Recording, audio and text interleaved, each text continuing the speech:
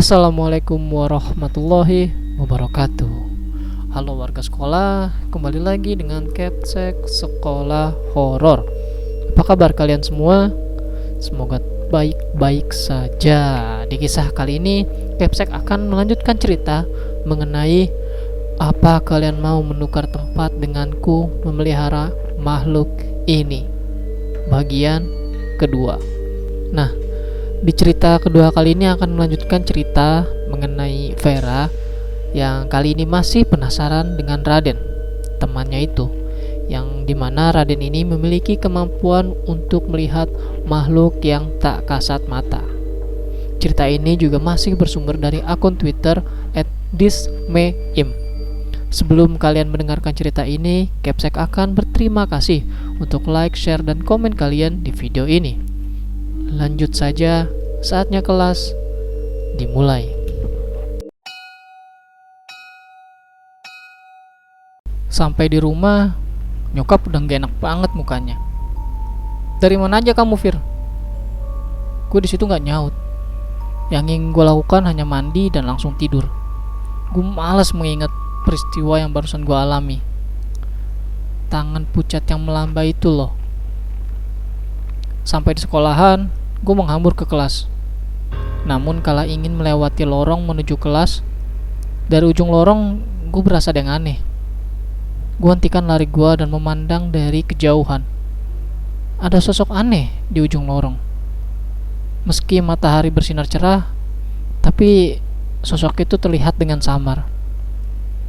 Wajahnya seperti siluet, tangannya bergerak pelan ke arah atas, menekuk dan melambai ke gua. Jujur, walau merinding, gua deketi dia perlahan. Dan lagian lorong itu cuma satu-satunya jalan menuju ke kelas gua. Dekat, semakin dekat.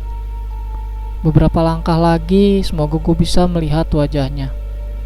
Dan, kamu ngapain? Udah telat, jalan pelan-pelan, takut dihukum. Sana, masuk kelas, ujar guru BP Pak Agus yang sumpah mengejutkan gua. Auto pandangan gua ke dia. Setelah itu gua balik lagi dong menghadap ke arah lorong itu. Dan ya, makhluk itu udah gak ada. Gua pandangin lagi Pak Agus. Kayaknya ketakutan gua mulai terbaca sama dia. Muka kamu beda. Kalau kamu melihat sesuatu, abaikan saja.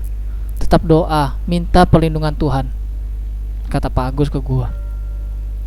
Gue ketuk perlahan pintu kelas. Untungnya pelajaran biologi oleh Pak Hanif. Orangnya ramah. Pak Hanif tersenyum melihat gue yang keringetan. Dia kemudian mempersilahkan gue duduk, dan anak-anak pada ngeliatin gue. Dua orang, Iren dan Hani, bisik-bisik sambil ngeliatin gue dengan tatapan aneh.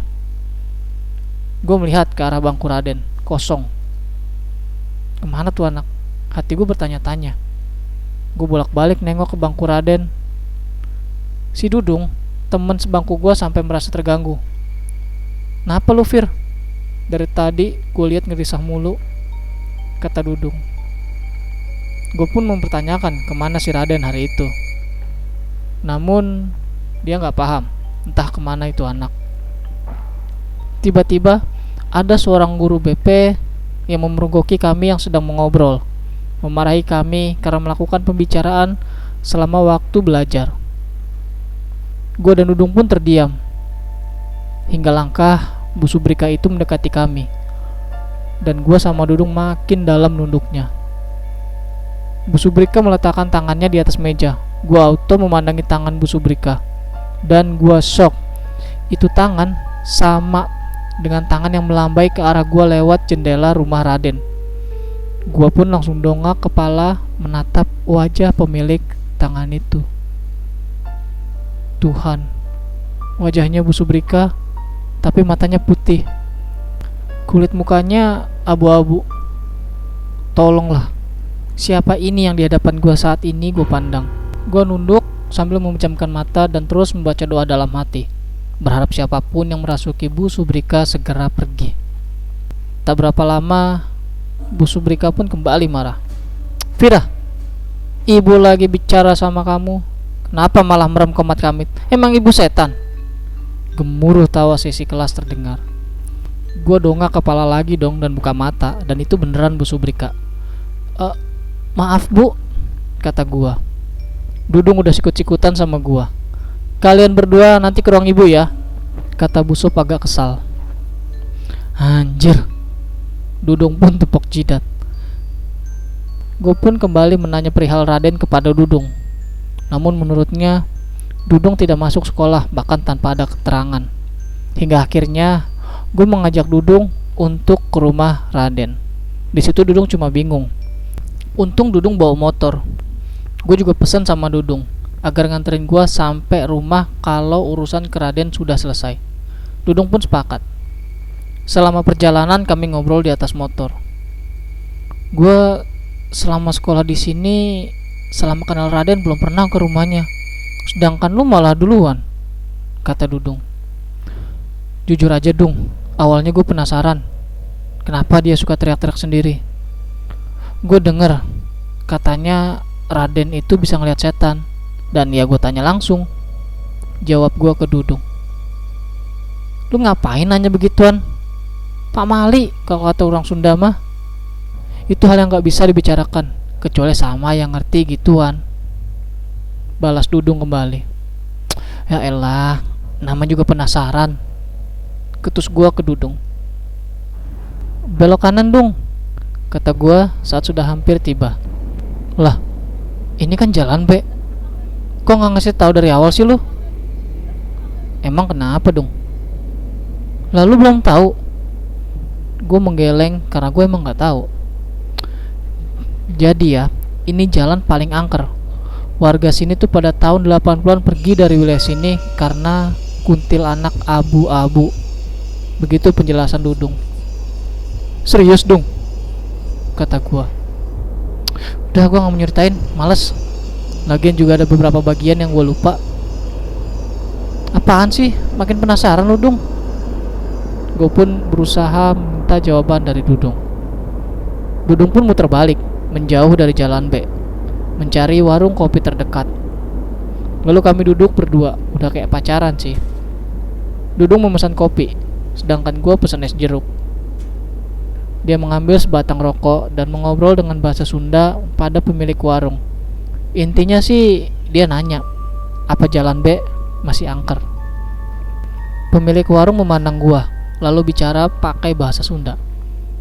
Dudung pun menerjemahkan yang bikin gua merinding. Katanya, udah gak ada lagi orang-orang di sana. Lu lihat setan kali.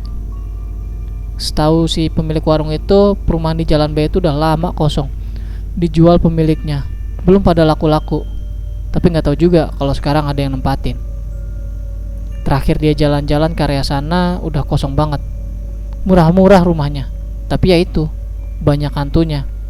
Kuntilanak abu-abu, kata Dudung menerjemahkan. Gue menatap pemilik warung dengan pandangan bingung. Kuntil abu-abu itu apa? Seketika dia menggeleng. Ulah, katanya agak kencang. Jangan, maksudnya jangan minta diceritain. Gua rasa dia tahu, tapi dia gak mau cerita, kata Dudung lagi. Emang kenapa sih? Makin penasaran gua. Fir, yang namanya cerita kan kudu detail. Nah, detail daripada si Kunti ini gak bisa dikasih tahu. Konon, kalau sampai lu denger dia seperti apa wujudnya, terus lu ngebayangin dia akan mendiami rumah lu, gitu. Serius lu Dung? Kata gua lagi. Lah, emang gitu Fir. Ini urban legend yang hampir semua orang Bandung paham. Emang lu gak tahu? Jelas Dudung lagi. Gue pun menggeleng. Kan gue pindahan, gimana gue tahu lah Dung. Oh iya, lupa. Dudung pun tepok jidat. Emang seserem apa sih kuntilanak abu-abu itu Dung? Tanya gue ke Dudung lagi.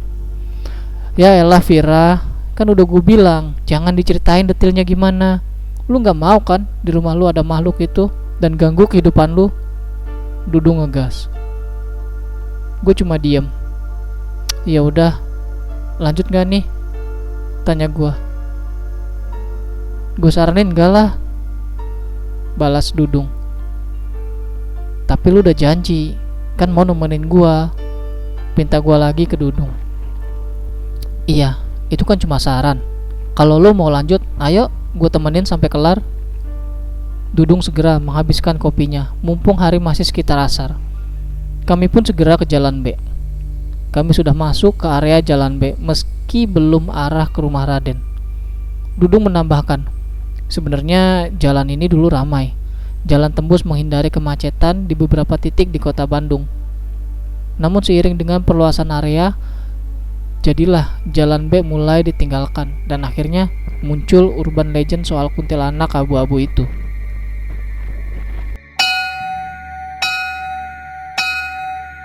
Dan itu dia cerita mengenai apa kalian mau menukar tempat denganku memelihara makhluk ini. Bagian yang kedua. Kira-kira apa ya yang membuat Raden, teman Vera tersebut, untuk tidak datang ke sekolah? Lalu apa sebenarnya kisah yang pernah terjadi di lingkungan tempat tinggal Raden tersebut? Ya, jawabannya akan terjawab di video selanjutnya.